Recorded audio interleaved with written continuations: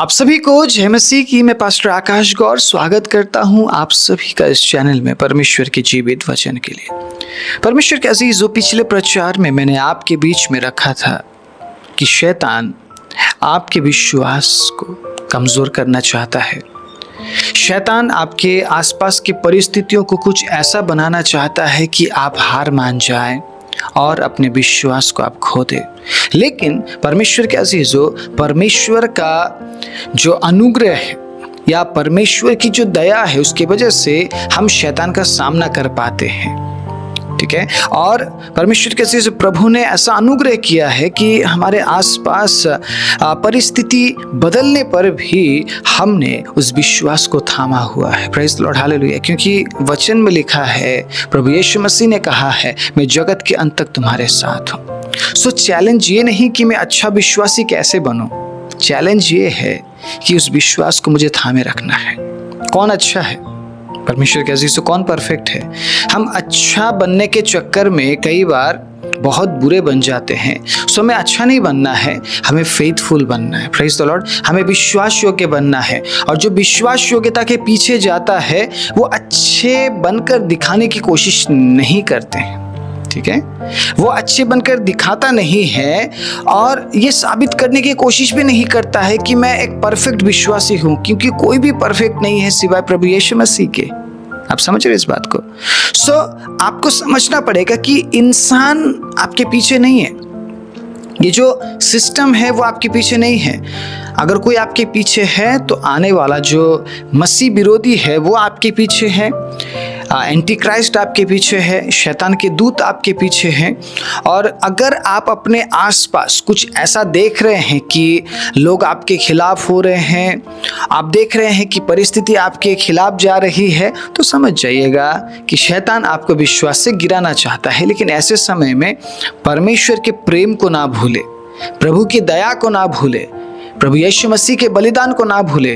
प्रभु यीशु मसीह ने इसलिए बलिदान दिया ताकि उस विश्वास में आप बने रह सके, उस विश्वास को आप थामे रह सके। क्योंकि देखिएगा, जो संघर्ष है ना, वो मेरा पर्सनल है, आपका पर्सनल है। संघर्ष हमारा व्यक्तिगत है। परमेश्वर के अजीजों, कोई आकर साथ नहीं देगा उस संघर्ष में हमारा। इस बात को लेकर चले, और जितनी जल्दी आप इस बात को समझ जाएं उतना ही अच्छा है। क्योंकि अगर आप इस बात को समझ जाते हैं तो आप किसी का इंतजार नहीं करेंगे। आप किसी का इंतजार नहीं करेंगे कि कोई आएगा मुझे विश्वास में बढ़ाएगा। कोई नहीं आएगा। Nobody will come। कोई नहीं आएगा। चर्च में जाते हैं आप, 2 घंटे के लिए आपके विश्वास को जिंदा कर दिया जाता है, फिर कौन आता है? उस विश्वास को जिंदा बना रखने में आप परमेश्वर कैसे कार्य करते हैं। आप समझिए इस बात को। कोई भी प्रॉफिट, कोई भी अपोस्टल, कोई भी पास्टर आपके पीछे नहीं आएगा। संघर्ष आपका है, और उस संघर्ष में प्रभु यीशु मसीह ने वायदा दिया है कि मैं तेरे साथ हूं। सो हमें और किसी की जरूरत भी नहीं है। मैं ऐसा नहीं बोल रहा हूं कि संगति से अलग हो जाना चाहिए या हमें किसी से बात ही नहीं करना चाहिए। मैं उस संदर्भ में बात नहीं कर रहा हूं। मेरा संदर्भ विश्वास को बचाए रखने में है। ठीक है। मेरा संदर्भ, मैं जिस संदर्भ पर बात कर रहा हूं वो विश्वास को बचाने का संदर्भ है। परमेश्वर के अजीजों, आप समझिए इस बात को। आप शायद 1 दिन के लिए किसी का आप सहायता लेंगे, 2 दिन के लिए सहायता लेंगे, हमेशा के लिए कोई आपको सहायता देने नहीं आएगा। इसीलिए पौलुस ने बोला, तुम्हें तो अब हड्डी चबाने वाला बन जाना चाहिए, लेकिन आज भी तुम आत्मिक दूध की लालसा करते हो कि कोई आए और तुम्हारे मुंह को खोले और तुम्हें भोजन कराए। तुम्हें तो हड्डी चबाने वाला बनना चाहिए था, मतलब तुम्हें तो सयाना हो जाना चाहिए था, लेकिन आज भी तुम उसी दशा में पड़े हो। पौलुस क्या बोलना चाह रहे थे? पौलुस यही बोलना चाह रहे थे कि तुम्हें तो संघर्ष में विजय होना चाहिए था, लेकिन आज भी तुम संघर्ष में गिरते हो और बोलते हो कि कोई आए और मुझे उठाए। कौन आएगा? कौन आएगा? परमेश्वर के अजीजों, जब मैंने संघर्ष किया मुझे नहीं लगता कोई मेरे साथ था। जबकि मैंने क्या देखा, जब मैं संघर्ष कर रहा था, या आज भी मैं संघर्ष कर रहा हूँ, ठीक है, अलग अलग बातों में हम जिंदगी भर संघर्ष करते हैं, और संघर्ष है तो परमेश्वर के अजीजों हम जिंदा है। जिस दिन हमारी सारी संघर्ष खत्म हो जाएगी, उस दिन इस बात को मान लीजिएगा कि आप जिंदा नहीं हैं। क्योंकि जब तक आप इस संसार में जिंदा है, एक ना एक संघर्ष आपके सामने आएगी और उस संघर्ष से पार करने के लिए जो आपकी कोशिश है, परमेश्वर के अजीज, वही कोशिश आपको आगे लेकर जाएगी। उसी कोशिश के चलते आप आगे बढ़ेंगे। हालेलुया। उसी कोशिश के चलते आप उन्नति करेंगे, उसी कोशिश के चलते आप सयाने बनेंगे। तो संघर्ष अच्छा है, लेकिन प्रभु क्या कह रहा है कि उस संघर्ष में तुम गिरना नहीं, हारना नहीं। ठीक है। सो इसीलिए हमें अपने आप को तैयार करना पड़ेगा। संघर्षमय जीवन है। जब मैं स्पिरिचुअल लाइफ में संघर्ष कर रहा था या परमेश्वर के अजीज विश्वास में बढ़ने के लिए संघर्ष कर रहा था, मुझे आज भी याद है, कोई मेरे साथ नहीं था। मेरे साथ वालों ने मेरे ऊपर लात उठाई, मेरे साथ वालों ने मुझे धोखा दिया। ऐसा होता है, इसमें अचंभित होने की बात नहीं है। दाऊद ने भी इस बात के बारे में जिक्र किया, जिसने मेरे साथ रोटी खाई, जो मेरे साथ उठता बैठता था, जो मेरे लिए बहुत प्रिय था, उसी ने मेरे प्रति लात उठाई, मतलब उसी ने धोखा दिया, अविश्वास योग्यता दिखाई। दाऊद ने भी जिक्र किया है। तो हम कौन है? परमेश्वर के अजीजों, जिन लोगों के लिए प्रभु यीशु मसीह आए, उन्हीं लोगों ने प्रभु यीशु मसीह को ठुकरा दिया। आप समझिए इस बात को। आपके अपने ही आपके विरोधी हो जाएंगे, और अगर ऐसा हो रहा है तो समझ जाइएगा शैतान आपके विश्वास को कमजोर करना चाहता है, क्योंकि वो किसी भी हद तक जा सकता है आपसे उस विश्वास को छीनने के लिए। किसी भी हद तक जा सकता है, समझे इस बात को। ठीक है। सो आपको याद रखना है कि मुझे कहां पहुंचना है। मैं इस संसार के लिए नहीं लड़ रहा हूं, संसार की चीजों को पाने के लिए नहीं लड़ रहा हूं। कई बार ऐसा हुआ, परमेश्वर के अजीजों, मेरे सामने कुछ ऐसी चीज थी, मैंने कहा ले जाओ यार, नहीं चाहिए मुझे। आप अगर उस चीज को लेकर खुश हो, आप ले जाओ। मुझे जो चाहिए था वो मुझे मेरे प्रभु में मिल चुका है, आप ले जाओ। मैंने कहा ले जाओ। अगर आप ऐसा सोच रहे हो कि आप मुझे लूट लोगे, लूट लो, ले जाओ, नहीं चाहिए मुझे। कई बार हमने देखा है ऐसी परिस्थिति हमारे सामने आई है। कुछ लोग बोलते हैं कि नहीं आप ये छोड़ दो, ठीक है आप कर लो। हमें क्या बोलना चाहिए? ठीक है कर लो आप। अगर आपको लगता है कि आप मुझे हटाकर आप आशीषित जीवन जी रहे हो, आप जी लो, क्योंकि मुझे सांसारिक चीजों के लिए नहीं लड़ना है। ठीक है। आवाज उठाना अच्छी बात है, आवाज उठाना चाहिए, लेकिन अगर कोई आवाज नहीं सुन रहा है तो हम उसमें जोर जबरदस्ती नहीं कर सकते, मारपीट नहीं कर सकते हैं, गाली गलौज नहीं कर सकते हैं, झगड़ा नहीं कर सकते हैं, ईर्ष्या नहीं कर सकते हैं, क्रोध नहीं कर सकते हैं, जैसे कि प्रभु का वचन हमें समझाता है। सो हम वो काम कर ही नहीं सकते, तो हम क्यों लड़े? ये कहना अच्छा है कि ठीक है आपको अच्छा लग रहा है, लेके जाओ, प्रभु न्याय करेगा। ठीक है। प्रभु न्याय करेगा। याद रखिएगा, अगर आप 1 दे रहे हैं तो प्रभु आपको 3 लौटाएगा। आप 2 दे रहे हैं तो प्रभु आपको 6 लौटाएगा। आप 4 दे रहे हैं तो प्रभु आपको 10 लौटाएगा। आप एक ऐसे परमेश्वर की आराधना करते हैं, आप एक ऐसे परमेश्वर की सेवा आप करते हैं, परमेश्वर के अजीजों, जो कभी भी आपको लज्जित होने नहीं देगा। आप परमेश्वर के नाम के महत्व को समझते हुए परमेश्वर के नाम की निंदा नहीं होने देते हैं, और वो आपकी ज़रूरत के महत्व को समझते हुए आपकी हर एक ज़रूरतों को पूरा करेगा। ये प्रभु का आत्मा कह रहा है। Praise the lord. हालेलुया। सो बहुत ज़्यादा प्रैक्टिकल होकर सुनिएगा, तब जाके आपको समझ आएगा। शैतान आपके विश्वास को खत्म करना चाहता है। वो नहीं चाहता है कि आप विश्वास में थोड़ा सा भी बने रहे। ठीक है। मान लीजिए आप पूरी तरह से खत्म हो गए, लेकिन थोड़ा सा कहीं आप अटके हुए हैं उस विश्वास में, कहीं ना कहीं परमेश्वर के अजीज आने वाले दिनों में विश्वास बढ़ेगा और आप में फिर हरियाली छाएगी। शैतान जानता है इस बात को, पूरी तरह से खत्म करना चाहता है। वो पूरी तरह से आपको उस विश्वास से अलग करना चाहता है, ताकि आप कोशिश करने पर भी फिर से विश्वास ना कर पाए। ऐसी ऐसी ट्रेजेडीज हमारे लाइफ में शैतान लेकर आता है, और वो पीक में है, वो काम कर रहा है, वो काम कर रहा है। अगर प्रभु काम कर रहे हैं तो शैतान भी काम कर रहा है। इस बात को समझना और इस बात को बहुत लाइटली ना लेना। ठीक है। बहुत सिंपल तरीके से इस बात को ना लेना, रहे शैतान काम कर रहा, करने दो।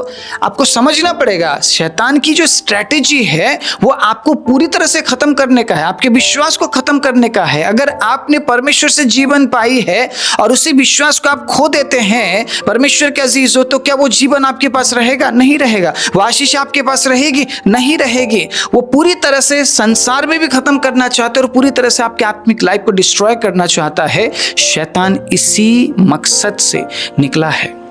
शैतान इसी मकसद को लेकर परमेश्वर के पास गया था। जैसे कि मैंने पिछले प्रचार में सुनाया, आपके बीच में रखा मैंने उस वचन को, अय्यूब के बारे में निंदा करने के लिए पहुंचा था परमेश्वर को। प्रभु देखो ना, आप आशीष दे रहे हो इसीलिए वो इतना आगे बढ़ रहा है, उछल रहा है। आप थोड़ा सा छीन लो उससे, कुछ चीजें ले लो वापस। देखो प्रभु वो आपको बहुत कुछ बोलेगा, आपकी निंदा करेगा। परमेश्वर ने बोला जा ले, कर ले, बस उसके शरीर पर हाथ मत लगाना, प्राण को मत छूना, उसके प्राण को मत छूना, उसके प्राण पर तेरा अधिकार नहीं है, बाकी सब कुछ कर ले।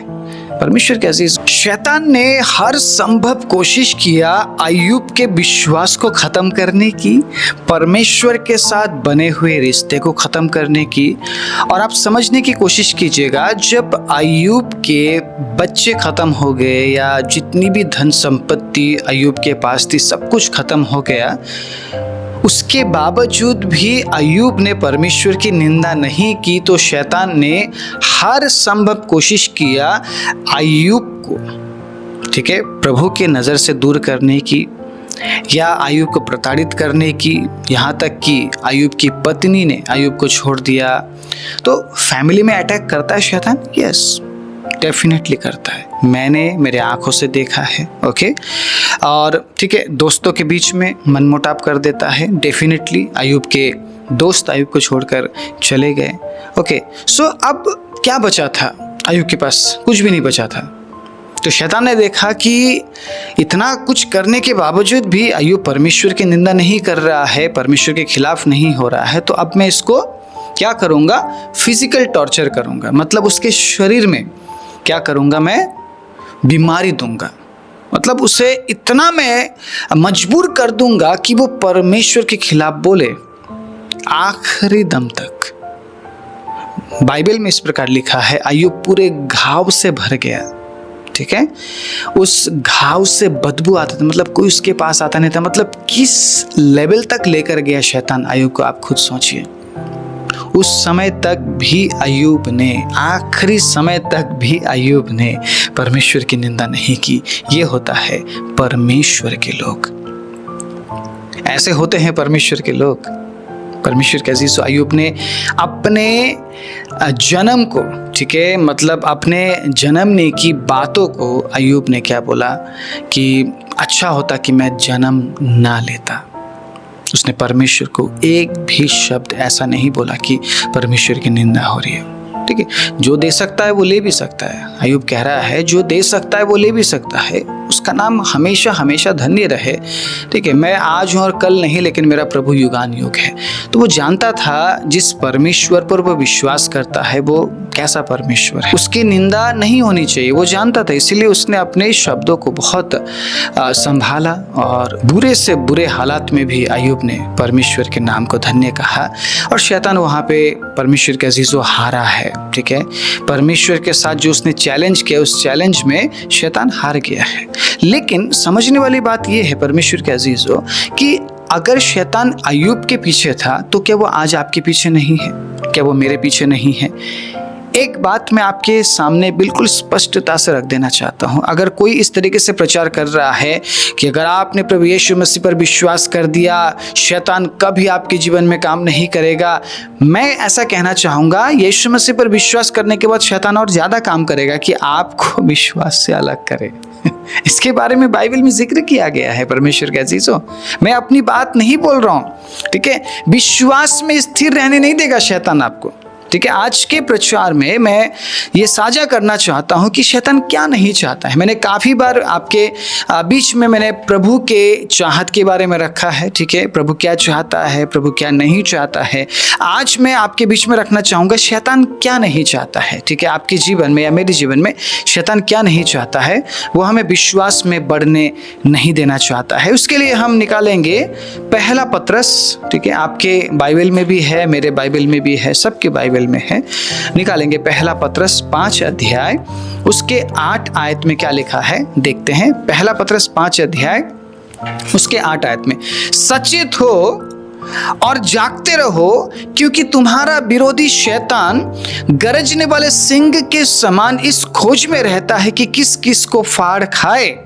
ओके, सो 9वें आयत में एक बहुत ही इंपॉर्टेंट वचन लिखा है। उसके बाद विश्वास में दृढ़ होकर यह जानकर कि उसका सामना करो कि तुम्हारे भाई जो संसार में है ऐसे ही दुख सह रहे हैं। सो विश्वास में दृढ़ होने नहीं देना चाहता है, वो हमें स्थिर रहने नहीं देना चाहता है। और इस बात के बारे में बाइबल में ऑलरेडी जिक्र कर दिया गया है कि तुम्हारा विरोधी शैतान है और वो तुम्हारे पीछे है।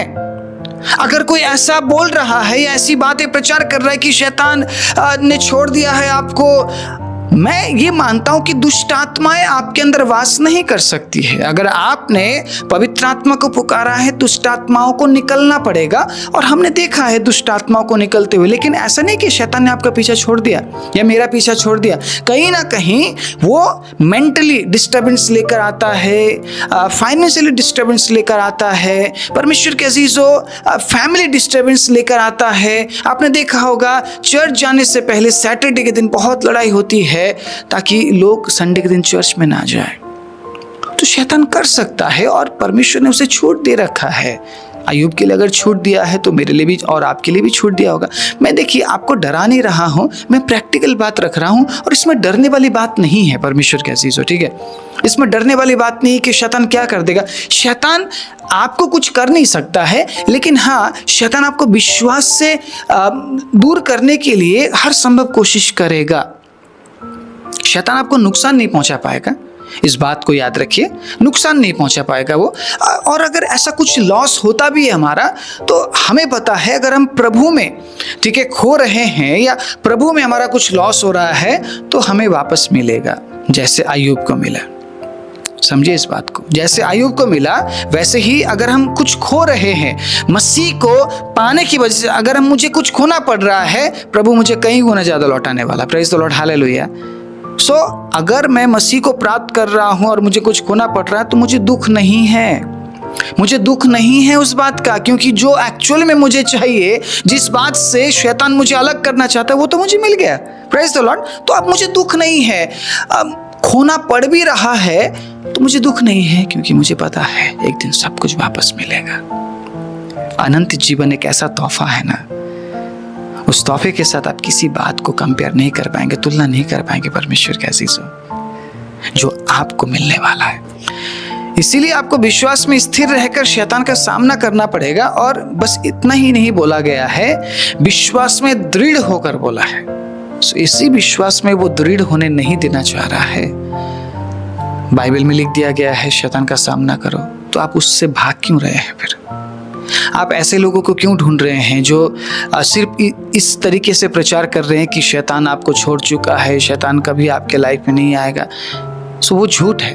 जबकि बाइबल में क्या बोला गया है? सामना करो।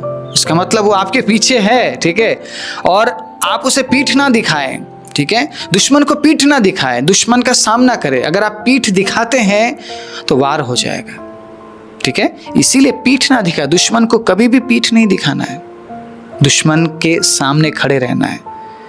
आपके आंखों में जब वो देखता है उसे डर नहीं दिखना चाहिए। आपके आंखों में तेज और आंखों में साहस दिखना चाहिए शैतान को। हालेलुया। इतना तो साहस है ना कि आप उसका सामना कर सके। Yes, praise the lord, hallelujah, आमीन बोलिए। आपको प्रभु ने साहस दिया है और आपको सामना करना पड़ेगा। प्रेज द लॉर्ड, आपको सामना करना पड़ेगा परमेश्वर के अजीजों। There is no other way. आप भाग नहीं सकते हैं, क्योंकि जितना आप भागेंगे उतना ही वो आपके पीछे आएगा। और बस इस फिराक में है कि किस किस को फाड़ खाए। इसका मतलब जैसे ही आप कमजोर पड़ेंगे, जैसे ही आप विश्वास में कमजोर पड़ेंगे, जैसे ही आप निंदा करने लगेंगे परमेश्वर की, वो ऐसी परिस्थिति आपके सामने लेकर आएगा कि आप और ज्यादा निंदा करें। अय्यूब के लिए वो यही इंतजार तो कर रहा था कि एटलीस्ट एक शब्द अय्यूब परमेश्वर के बारे में बोले, एक निंदा करे तो मैं 10 निंदा वैसे ही उसके मुंह से निकलवा लूंगा। लेकिन निकाल नहीं पाया शैतान। अय्यूब प्रभु से प्यार करने वाला व्यक्ति था, प्रभु का बेटा था, इसीलिए अय्यूब को वो गिरा नहीं पाया। सब कुछ ले गया, अय्यूब से सब कुछ छीन लिया, लेकिन परमेश्वर के ऐसे विश्वास नहीं छीन पाया। उसी विश्वास की आपको रक्षा करना है। चाहे सब कुछ छीन जाए, लेकिन विश्वास नहीं लेना चाहिए। परमेश्वर के अजीजों, विश्वास खोना नहीं चाहिए। इस बात को याद रखिएगा, ठीक है। सबसे पहली बात, शैतान क्या चाहता है? शैतान विश्वास में स्थिर रहने नहीं देना चाहता है, लेकिन अगर आप विश्वास में दृढ़ रहकर उसका सामना करते हैं तो वो आपसे भागेगा। और विश्वास में दृढ़ कैसे रह सकते हैं आप परमेश्वर के अजीजों? उसका सामना करना पड़ेगा, आपको पीठ नहीं दिखाना, ठीक है। दूसरी बात, प्रभु को जानने नहीं देगा वो आपको, ठीक है। अगर आप विश्वास में कमजोर हो जाते हैं तो प्रभु को कैसे जानेंगे आप?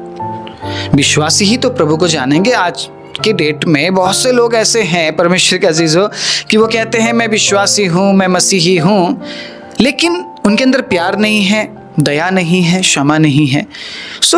अगर आप एक विश्वासी है और आप परमेश्वर को जानते हैं, आप प्यार नहीं कर पा रहे हैं, that means something is wrong, ठीक है।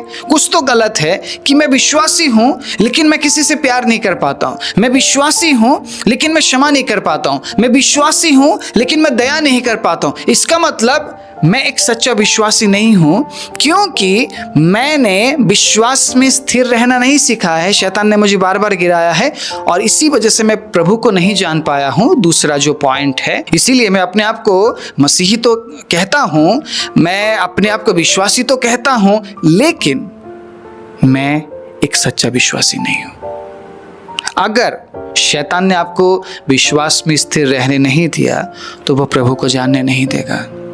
और प्रभु को जानने का मतलब आप समझते हैं क्या है? जीवन है। हालेलुया। मसीह को जानने का मतलब आप समझते हैं? जीवन है परमेश्वर के अजीजों। इन दिनों में मसीह लोगों पर सताव क्यों किया जा रहा है? क्योंकि जो एंटी क्राइस्ट है, जो शैतान है, वो जीवन में नहीं देख सकता है हमें। आप समझिए इस बात को, क्योंकि उसे पता है उसका न्याय होगा, उसे पता है उसे 1000 साल के लिए बंदीगृह में डाल दिया जाएगा, उसे नरक में पीड़ा सहना पड़ेगा। उसे ये बात पता चल गया है और वो जानता है ये बात, ठीक है। लेकिन वो ये भी जानता है अगर हमने विश्वास में स्थिर रहकर परमेश्वर को जान लिया तो हमें अनंत जीवन मिलेगा, और ये वो नहीं चाहता है, क्योंकि उसे गिराया गया है स्वर्ग से और वो नहीं चाहता है कि हम स्वर्ग में जाएं, क्योंकि वो तो नरक में जाने वाला है। इसलिए ज़्यादातर लोगों को वो नरक में खींचना चाहता है। आप समझिए इस बात को, ठीक है। जेम्स, याकूब निकालेंगे हम। याकूब 4 अध्याय उसके 7वें आदमी का लिखा है, सुनते हैं। इसीलिए परमेश्वर के अधीन हो जाओ और शैतान का सामना करो तो वो तुम्हारे पास से भाग निकलेगा। पत्रस की किताब में भी शैतान का सामना करने के बारे में बताया जा रहा है, और याकूब के किताब में भी परमेश्वर के अजीजों शैतान का सामना करने के बारे में बताया जा रहा है। कहीं पे भी प्रभु ये नहीं बोल रहे कि तुम भागो, पीठ दिखाओ। आप समझिए इस बात को। अधीनता में रहने का मतलब क्या है? उसे जानना। जो जानता है वो अधीनता में रहता है, राइट। अगर मैं अधीनता में नहीं हूं, इसका मतलब मैं परमेश्वर को जानता ही नहीं हूं, इसलिए मैं उसके अधीनता में नहीं आ पा रहा हूं। आप समझिए इस बात को। प्रभु के अधीन हो जाओ, उसके बाद सामना करो बोला है। विश्वास में दृढ़ हो जाओ, उसके बाद सामना करो बोला है। अब जितने भी लोग गिराए जा रहे हैं, या तो वो विश्वास में दृढ़ नहीं है या तो वो प्रभु के अधीन नहीं है। समझना पड़ेगा ये बात। वो नहीं चाहेगा कि आप प्रभु को जानें, क्योंकि अगर आप प्रभु को जान जाएंगे तो आप उसकी अधीनता में आ जाएंगे, और अगर आप उसकी अधीनता में आ गए तो अनंत जीवन तो आपका है परमेश्वर के अजीजों। आप उसकी इच्छा के अनुसार चलेंगे, आप प्रेम करेंगे, आप दया करेंगे, आप क्षमा करेंगे, आप ऑफरिंग्स देंगे, आप प्रभु के राज्य के लिए हाथ बढ़ाएंगे, क्योंकि आप उसकी अधीनता में हैं। और जो परमेश्वर की अधीनता में है वो परमेश्वर की आज्ञाओं को मानते हैं। अधीनता में होने का मतलब आप परमेश्वर के गुलाम नहीं हैं, बल्कि आप उसके बेटे और बेटियां हैं, और आप उसके आज्ञाओं की अधीनता में है, आप उसके लीडरशिप की अधीनता में है, आप उसके लॉर्डशिप की अधीनता में है, आप उसके प्रभुता की अधीनता में। Praise the lord, hallelujah. और अगर आप उसकी अधीनता में है तो वो आपको कभी भी परमेश्वर के चीजों गलत रास्ते में अगुवाई नहीं करेगा। आमीन। वो आपको सही रास्ते में अगुवाई करेगा, और शैतान ये नहीं देख सकता है। शैतान ये नहीं देख सकता है। इस बात को समझिए, ठीक है। शैतान क्या नहीं चाहता है? शैतान नहीं चाहता है कि आप प्रभु को जाने, ठीक है, और आप उसके अधीन हो जाए। तीसरी बात, अनंत जीवन के लिए तैयार होने नहीं देगा वो आपको। तीनों पॉइंट एक दूसरे के साथ कनेक्टेड है। कैसे कनेक्टेड है? विश्वास करने वाला, विश्वास में स्थिर रहने वाला प्रभु को जान पाता है, और जो प्रभु को जान पाता है वो परमेश्वर की अधीनता में रहता है, और जो परमेश्वर की अधीनता में रहता है वो अपने आप को अनंत राज्य के लिए तैयार करता है। अब यहाँ पे बात आती है डिसिप्लिन की। अब बात आती है वचन के अनुसार चलने की, प्रार्थनाशील जीवन जीने की। मतलब एक एक प्रकटीकरण, विश्वासी जीवन का प्रकटीकरण अब सामने आ रहा है। इस वचन को पढ़ के हमें पता चलता है, ठीक है। दूसरा तिमोथी 3 अध्याय उसके पहले आयत में क्या लिखा है सुनते हैं। ये स्मरण रख कि अंतिम दिनों में कठिन समय आएंगे। सो मैं इस पैसेज को क्यों पढ़ रहा हूँ, इस तीसरे चैप्टर को मैं क्यों पढ़ रहा हूँ, समझने की कोशिश कीजिएगा। क्योंकि अब देखिए, जो अंत के दिनों में लोग बिल्कुल अनुशासन से अलग हो जाएंगे, दूर चले जाएंगे। क्योंकि मनुष्य स्वार्थी, लोभी, डिंगमार, अभिमानी, निंदक, माता पिता की आज्ञा न मानने वाले, कृतज्ञ, ठीक है, और अपवित्र, दया रहित, क्षमा रहित, दोष लगाने वाले, असंयमी, कठोर, भले के बैरी, विश्वासघाती, ढीठ, घमंडी, परमेश्वर के नहीं वरन सुख विलास ही को चाहने वाले होंगे। सो इन तमाम बातों के जरिए हमें यह पता चलता है कि अंत के दिनों में लोग किस प्रकार के होंगे। अपने आसपास थोड़ा सा आप नजर घुमाइए, क्या चल रहा है इन दिनों में, कलीसियाओं में क्या चल रहा है, मिनिस्ट्रीज में क्या चल रहा है, आपको पता चल जाएगा। मैं किसी को एक्सपोज करने वाला व्यक्ति नहीं हूं, मुझे किसी से कोई मतलब नहीं है, मुझे किसी से कोई प्रॉब्लम नहीं है, कोई दुश्मनी नहीं है, ना ही कोई खातिरदारी है, ठीक है। अगर कोई प्रभु में है तो हम उनके लिए हमेशा प्रार्थना के साथ खड़े हैं। जो हम मदद कर सकते हैं हम हमेशा खड़े हैं प्रभु के लोगों के लिए। लेकिन अपने आसपास थोड़ा सा आप नजर घुमाइए, क्या चल रहा है। सो इस बात को अगर आप समझना चाहते हैं तो बहुत गहरा है ये बात कि अनंत जीवन के लिए तैयार होने के लिए हमें क्या करना पड़ेगा। प्रभु का वचन सब कुछ बता चुका है हमें। लेकिन अंत के दिनों में कौन ऐसे होंगे, ये वही विश्वासी ऐसे हो जाएंगे जो कुछ समय पहले प्रभु मैं आपके लिए ये कर दूंगा वो कर दूंगा बोलते थे। अन्य जाति को क्या, जो परमेश्वर को नहीं जानते हैं या जो परमेश्वर के चीज़ों पाप करना पसंद करते हैं, उनके ऊपर ये बातें लागू होती है क्या? मुझे बताइए, लागू होती है ये बात? वो ऑलरेडी व्यभिचार में है, वो ऑलरेडी माता पिता की आज्ञा नहीं मानते हैं, तो किसके लिए लिखा गया है ये? मुझे बताइए, किसके लिए लिखा गया है? जो ऑलरेडी पाप में है उसके पाप के बारे में चर्चा किया जा रहा नहीं। जो अपने आप को धर्मी कहते हैं, जो अपने आप को पवित्र कहते हैं, विश्वासी कहते हैं, उनके लिए लिखा गया है कि अंत के दिनों में वो ऐसे हो जाएंगे। परमेश्वर के अजीजों, सिर्फ सुख विलास को खोजेंगे, नाम सिर्फ परमेश्वर का होगा, काम अपना होगा। आप समझ रहे इस बात को? काम अपना होगा। मैं बीते 16-17 साल से मैं परमेश्वर की सेवा करता हुआ आया हूं और मैंने बहुत कुछ देखा है। मैंने बहुतों को उठते हुए देखा है, बहुतों को गिरते हुए देखा है, और मैं जानता हूं कौन सेवा कर रहा है कौन नहीं। लेकिन मैं कभी खुलासा नहीं किया, जरूरत नहीं पड़ी, करना भी नहीं है, क्योंकि न्याय परमेश्वर करेगा, ठीक है। लेकिन मैंने लोगों को आगाह जरूर किया, लोगों को वार्निंग जरूर मैंने दिया कि ऐसा कुछ है, आप संभल के रहना। अगर आपके सामने ऐसा कुछ आता है तो तैयार रहो उस बात के साथ डील करने के लिए, क्योंकि अंत का दिन आ चुका है। अब ऐसे लोग उठ खड़े हुए हैं जो आपको इस्तेमाल करेंगे और अपने जेब को भरेंगे और अपने सुख विलास के लिए आपको इस्तेमाल करेंगे, ठीक है। सो इस बात को समझने की कोशिश कीजिए। ये जो बातें हैं ये परमेश्वर की ओर से नहीं है।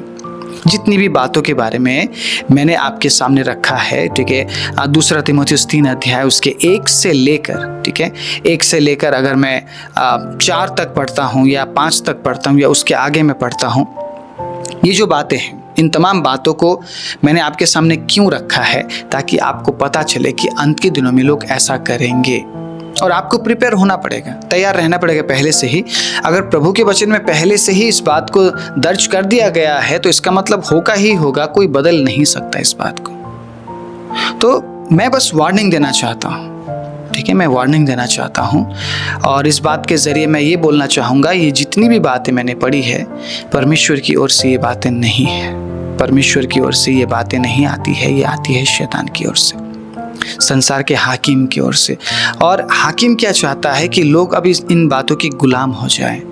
हाकिम क्या चाहता है कि लोग व्यभिचार के गुलाम हो जाए, लोग स्वार्थी बन जाए, लोग लोभी बन जाए, लोग डिंगमार बन जाए। क्योंकि अगर लोग ऐसा करते हैं तो वो एक दूसरे से प्यार नहीं करेंगे, नफरत बढ़ेगा, नफरत बढ़ेगा तो ठीक है, विश्वास कमज़ोर हो जाएगा। और मुझे नहीं लगता फिर जब सब नफरत करने लग गए तो कोई विश्वासी भी रहेगा फिर। प्रभु में बना रहेगा फिर, क्योंकि प्रभु तो प्यार करता है, नफरत नहीं करता है। आप समझ रहे हैं, बिल्कुल ऑपोजिट जो संसार का हाकिम है वो ये चाहता है, बिल्कुल विपरीत चाहता है। परमेश्वर के वचन की तरह बिल्कुल भी जो हाकिम है वो नहीं चाहता है। दूसरा थिस्सलुनीकियों 2:9 एक बार देख लेते हैं, ठीक है। दूसरा थिस्सलुनीकियों 2:9 में क्या लिखा है सुनते हैं। उस अधर्मी का आना शैतान के कार्य के अनुसार सब प्रकार की झूठी सामर्थ और चिन्ह और अद्भुत काम के साथ और नाश होने वालों के लिए अधर्म के सब प्रकार के धोखे के साथ होगा, क्योंकि उन्होंने सत्य से प्रेम नहीं किया जिससे उनका उद्धार होता। ये जो एंटी क्राइस्ट है, जो संसार का हाकिम है, जो आ चुका है, ठीक है, ऑलमोस्ट ही इज रेडी, लेकिन अभी रूल में नहीं आया है, गद्दी में बैठा नहीं है, ठीक है। आप चारों तरफ सुन रहे होंगे वन वर्ल्ड ऑर्डर यही है, ठीक है। एक ही सरकार होगा और सब उसके गुलाम बनाए जाएंगे। तो धीरे धीरे ये जो गुलामी है शुरू हो चुकी है, ठीक है। धीरे धीरे हमें चीज़ों का गुलाम बनाया जा रहा है, मोबाइल का गुलाम बनाया जा रहा है या सांसारिक चीज़ों का गुलाम बनाया जा रहा है, आदत, ठीक है, लगाया जा रहा है लोगों को। और हमने सुना है कि मोबाइल देखते देखते लोग पागल हो गए हैं, गेम खेलते खेलते लोग छत से कूद गए हैं। आ रहा है हमारे सामने बहुत सारी चीज़ें, ठीक है। इन दिनों में जो मर्डर्स है, जो पत्नियां हैं पतियों को बुरी तरह से मार रही हैं, हम देख रहे हैं कि लोग गुलामी में फिर जा रहे हैं। लेकिन अब गुलामी ये संसार के हाकिम के करेंगे, जो गद्दी में बैठने वाला, और जो पूरा का पूरा जो वर्ल्ड है, परमेश्वर के अजीजों, पूरी की पूरी जो दुनिया है इस बात के पीछे लगी हुई है कि उस राजा को गद्दी में बिठाया जाए। जब ये आएगा, चिन्ह और चमत्कार बहुत होंगे। इन दिनों में कलीसियाओं में देख रहे हैं आप किस किस प्रकार के चिन्ह और चमत्कार के बारे में दावे किए जाते हैं। मिरेकल मनी, ठीक है, मिरेकल चेयर, कभी सुना था आपने? कभी बाइबल में सुना आपने? नहीं सुना, ओके। मिरेकल सेब, एप्पल, ठीक है। मिरेकल सोप, मिरेकल ऑयल का तो बहुत ज़्यादा है, ठीक है। मिरेकल वाटर, जूता, ठीक है, पता नहीं क्या क्या कुछ भी कर रहे हैं। अभी इस हाकिम के आने से पहले ये सारी चीज़ें होगी, क्योंकि आप समझने की कोशिश कीजिए, वो जब आएगा ना, वो ऑलरेडी बहुत से लोगों को इन्फ्लुएंस कर चुका होगा, बहुत से लोगों को प्रभावित वो कर चुका होगा, उसके बाद वो आएगा। लोग उसे फॉलो करेंगे। आप समझ रहे इस बात को? उसके आने से पहले बहुत सी कलीसियाएं उसकी ओर होने के लिए तैयार हो चुकी है। जो मिरेकल सोप, मिरेकल ये वो, मिरेकल में लगे हुए हैं, ठीक है। मैंने पढ़ा ना, धोखा, सब प्रकार का धोखा, अद्भुत काम, चिन्ह, सामर्थ, ये सब कुछ दिखाए जाएंगे उसके आने से पहले। क्योंकि प्रेम नहीं करता ना वो, तो वो प्रेम के बारे में बात नहीं करेगा, वो बात करेगा सामर्थ के काम के बारे में, चिन्ह के बारे में। परमेश्वर के अजीजों, एंटी क्राइस्ट बहुत जल्दी प्रकट होगा, ठीक है। प्रभु के वचन में जैसा लिखा है कि वो हमारे विश्वास को ख़त्म करना चाहता है। इन 3 बातों के ज़रिए मैं आपके सामने यही रखना चाहता हूँ कि विश्वास में स्थिर रहिए, प्रभु को जानने में समय दीजिए और अपने आप को अनंत जीवन के लिए तैयारी करने के लिए परमेश्वर के अजीजों जोर दीजिए। अपने आप को अनंत जीवन के लिए तैयार कीजिए, क्योंकि इन तीनों कामों को शैतान आपके जीवन में नहीं होने देना चाहता है, ठीक है। लेकिन हमें उसका सामना करना है, उसे हराना है, उसे भगाना है और अपने विश्वास में बने रहना है। मैंने अपने विश्वास के बारे में आपके साथ साझा किया था।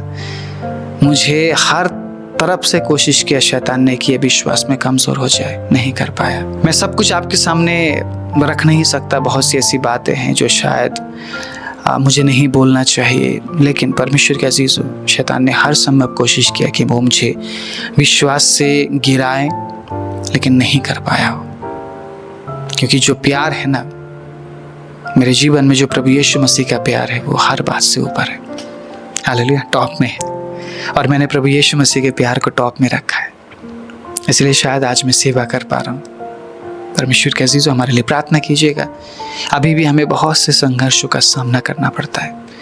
आप लोगों के प्रार्थना से, आप लोगों के सहयोग से हम जरूर इस संघर्ष से बाहर निकलेंगे और प्रभु के दिए गए दर्शनों को हम पूरा करेंगे। मुझे विश्वास है आप हमारे साथ हैं।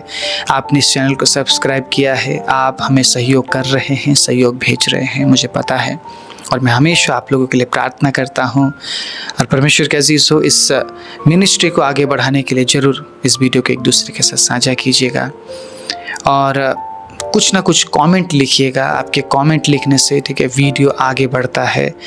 सो आपकी लाइफ में क्या हो रहा है या शैतान किस तरीके से आपको चुनौती दे रहा है, इन बातों के बारे में भी आप लिख सकते हैं। मैं शायद आने वाले दिनों में उन बातों को लेकर भी मैं ठीक है प्रचार करूं। ठीक है, अगर आप लिखते हैं तो कुछ ना कुछ ज़रूर लिखिएगा। लाइक करे बिना मत जाइएगा, बहुत इंपॉर्टेंट है आपका लाइक और कमेंट शेयर, बहुत फ़र्क पड़ता है यूट्यूब वीडियो में अगर हम ऐसा करते हैं तो।